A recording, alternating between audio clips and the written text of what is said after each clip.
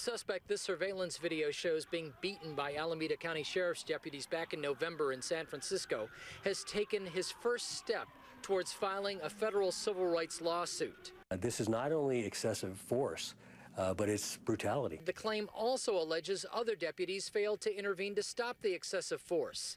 They also say there was a cover-up, alleging the two deputies now on administrative leave filed false police reports to cover up their misconduct. Finally, they allege a third deputy, just placed on leave, tried to bribe witnesses of the beating with cash and a gold necklace stolen from Petrov. Our policies don't include excessive beating. They don't include taking jewelry. They don't include bribing witnesses.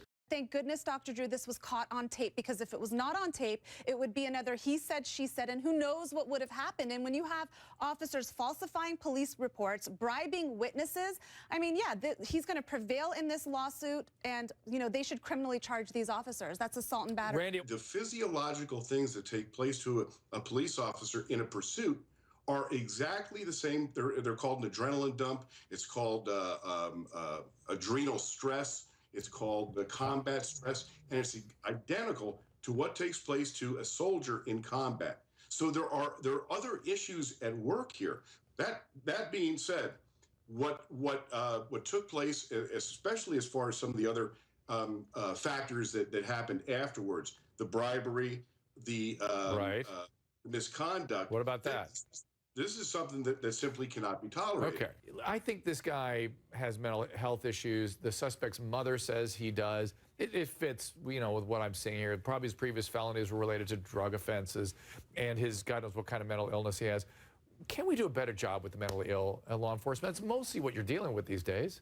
Well, we're dealing with a lot of different things, and we do try very hard to deal with that. But, you know, just because someone's mentally ill doesn't mean that they're not dangerous, so you do have to take that into consideration. I mean, Mr. Petrov did have a gun on him that night, not on his person, but in his car, so he's not, you know, he's not just a person that's going around begging for money. That's completely harmless.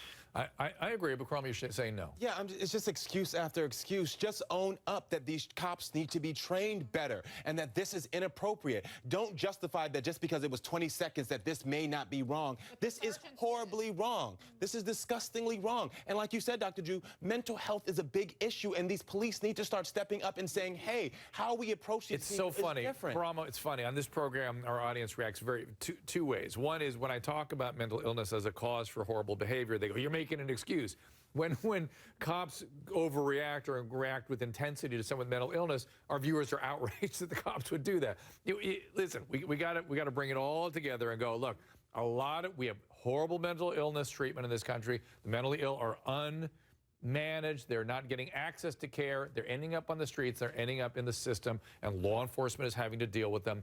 Law enforcement would rather not deal with them, but they are dealing with them. And so Cromwell is right. We need to do a much better job of training people, law enforcement, on how to manage it. It's a different population. They respond to different, what shall we say, interventions than a true criminal. Not saying he should be allowed to run around with a gun in his car. I'm not saying he's not a menace. I'm not saying he's not dangerous. But there are more sophisticated ways to approach these things.